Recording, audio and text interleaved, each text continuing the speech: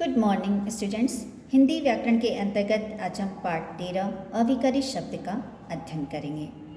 अविकार का अर्थ है जिसमें विकार या परिवर्तन न आए। ऐसे शब्द जिनके रूप में लिंग, वचन, कारक, काल तथा पुरुष आदि के कारण कोई परिवर्तन नहीं होता तथा जो सदा अपने मूल रूप में बने रहते हैं उन्हें अविकारी शब्द कहते हैं। ध्यान दीजिएगा, ऐसे शब्द जिनके रूप में लिंग, वचन, कारक, काल तथा पुरुष आदि के कारण कोई परिवर्तन नहीं होता तथा जो सदा अपने मूल रूप में ही बने रहते हैं उन्हें अविकारी शब्द कहते हैं।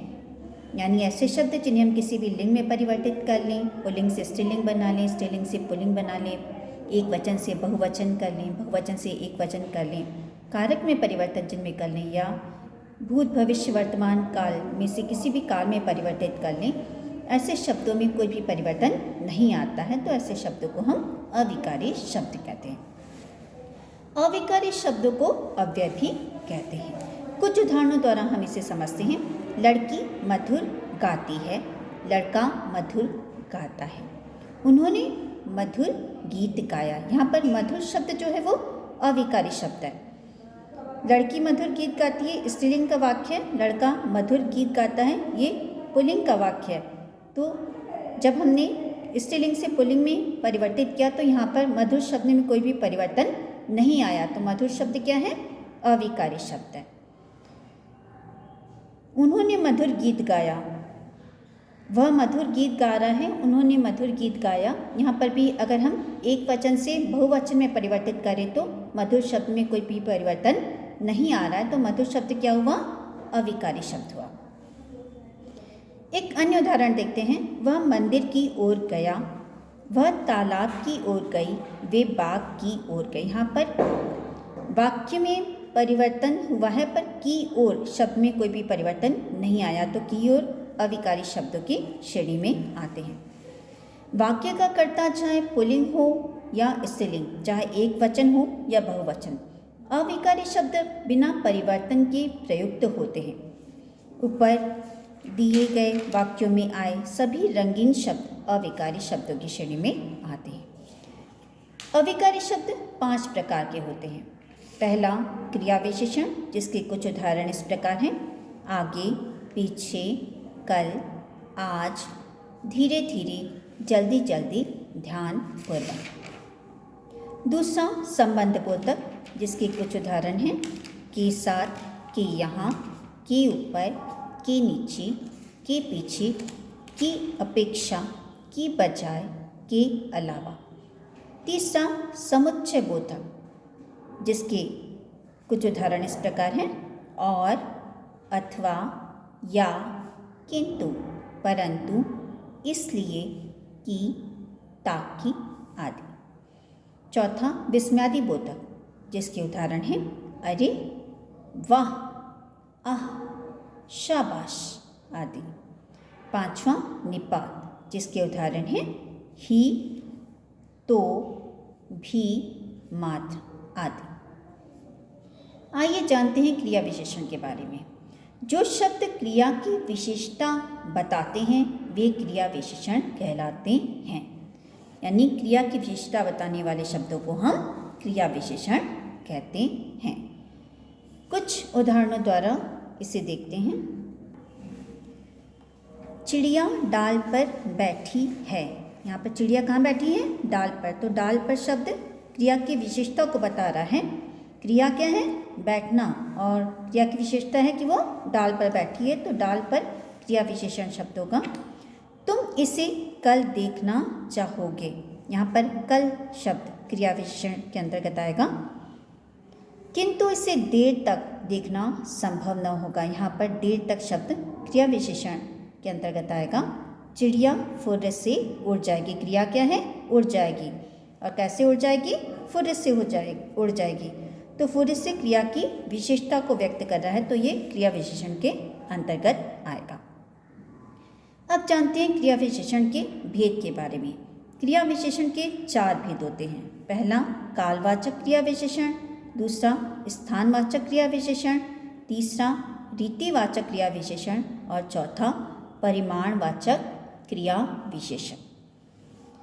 कालवाचक क्रिया विशेषण, जो क्रिया विशेषण क्रिया की काल अर्थात समय संबंधी विशेषता को बताते हैं वे कालवाचक क्रिया विशेषण कहलाते हैं। जैसे मैं सुबह उठता हूँ, यहाँ पर कालवाचक क्रिया विशेषण क्या है? सुबह। हम शाम को सैर करने जाते हैं, यहाँ पर शाम काल अर्थात समय को व्यक्त कर रहे हैं। दूसरा उदाहरण है गरिमा प्रतिदिन दांत साफ करती है, यहाँ पर प्रतिदिन क्रिया की विशेषता को बता रहा है तो ये कालवाचक क्रिया विशेषण के अंतर्गत आएगा। एक अन्य उदाहरण है वह अभी तक सोकर नहीं उठा, यहाँ पर अभी तक जो है वो कालवाचक क्रिया विशेषण के अंतर्गत आएगा। काल संबंधी विशेषता भी कई प्रकार की हो सकती है। काल बिंदुवाचक जैसे आज, कल, अभी, सुबह, शाम आदि। अवधिवाचक जैसे दिन भर, रात भर, उम्र भर, सदा आदि। बारंबारतावाचक जैसे बार बार, हर बार, प्रतिदिन, प्रतिवर्ष आदि। स्थानवाचक क्रिया विशेषण, जो क्रिया विशेषण क्रिया के होने के स्थान या दिशा संबंधी विशेषता को प्रकट करते हैं या स्थान संबंधी विशेषता पर प्रकाश डालते हैं वे स्थानवाचक क्रिया विशेषण कहलाते हैं। ध्यान दीजिएगा, जो क्रिया विशेषण क्रिया के होने की स्थान यानी किस स्थान पर क्रिया हो रही है या दिशा संबंधी विशेषता को प्रकट करते हैं या स्थान संबंधी विशेषता पर प्रकाश डालते हैं वे स्थानवाचक क्रिया विशेषण कहलाते हैं। जैसे आप यहाँ बैठिए, दादी जी ऊपर सो रही हैं, पीछे आंगन में तुलसी का पौधा लगा है। उपरोक्त तीनों उदाहरणों में जो मोटे छपे हुए अंश हैं यहाँ, ऊपर, पीछे, ये स्थानवाचक क्रिया विशेषण को व्यक्त कर रहे हैं। स्थानवाचक क्रिया विशेषण को भी सुविधानुसार कई भागों में बांटा गया है। पहला है स्थिति सूचक, जिसके उदाहरण हैं दूर, पास, भीतर, बाहर, आगे, पीछे, ऊपर, नीचे आदि। दूसरा दिशा सूचक, जिसके उदाहरण हैं इधर, उधर, दाएं, बाएं, इस ओर, उस ओर आदि। तीसरा विस्तार सूचक, जिसके उदाहरण हैं यहाँ से वहाँ तक, इधर से उधर तक इत्यादि। तीसरा है रीतिवाचक क्रिया विशेषण, जो क्रिया विशेषण यह बताता है कि क्रिया किस रीति या तरीके से की गई है, की जा रही है या की जाएगी, वह रीतिवाचक क्रिया विशेषण कहलाता है। फिर से देखिएगा, जो क्रिया विशेषण इस बात को बताए कि क्रिया किस रीति या तरीके से की गई है, की जा रही है या की जाएगी, वह रीतिवाचक क्रिया विशेषण कहलाता है। जैसे उसकी बात ध्यान से सुनो, यहाँ पर ध्यान से रीतिवाचक क्रिया विशेषण के अंतर्गत आएगा।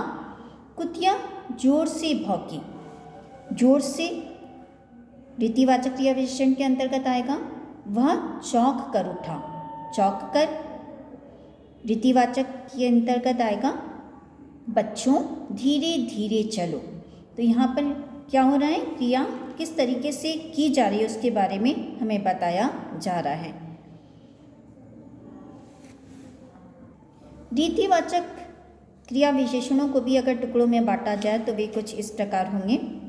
प्रकार सूचक के अंतर्गत होंगे उदाहरण ऐसे, वैसे, धीरे से, ध्यान से।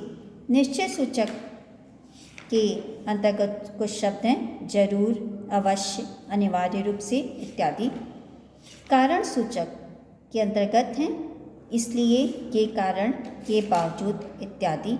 निषेध सूचक, निषेध जिसका अर्थ होता है मना करना, इसके अंतर्गत आएंगे ना, नहीं, मत आदि।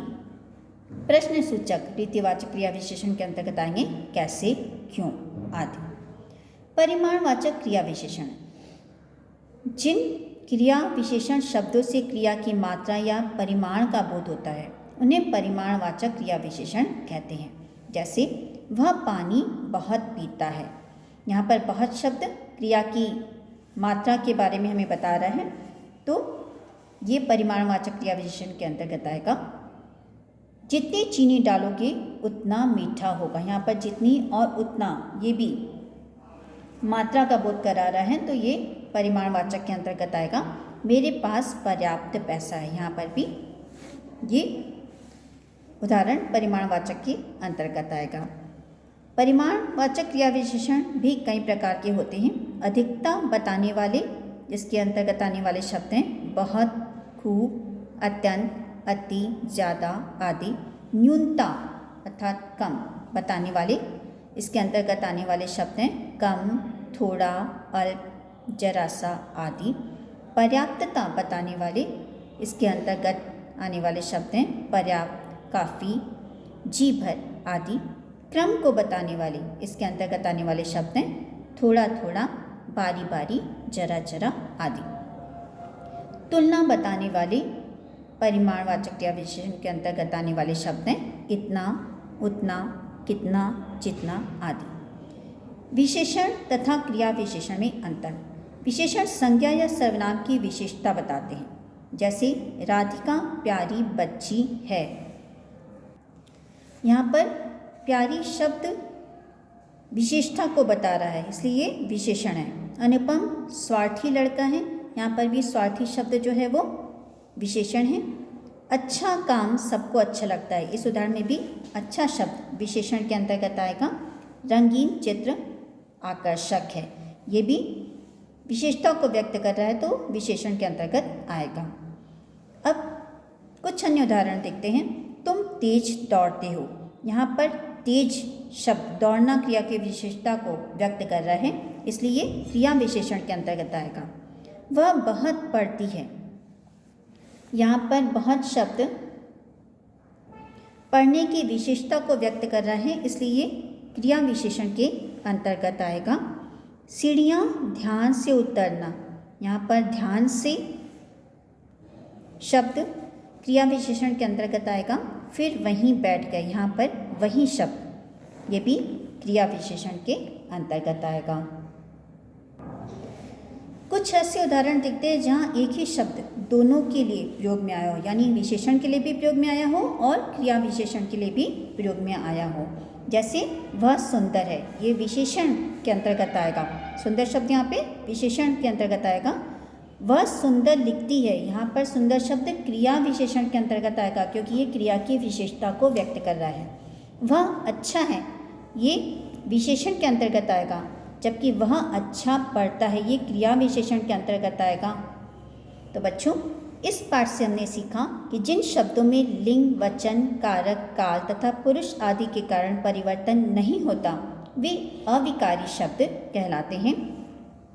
अविकारी शब्द 5 प्रकार के होते हैं: क्रिया विशेषण, संबंध बोधक, समुच्चय बोधक, विस्मयादि बोधक, निपात। जो शब्द क्रिया की विशेषता बताते हैं वे क्रिया विशेषण कहलाते हैं। क्रिया विशेषण के 4 भेद होते हैं: कालवाचक, स्थानवाचक, रीतिवाचक, परिमाणवाचक। धन्यवाद।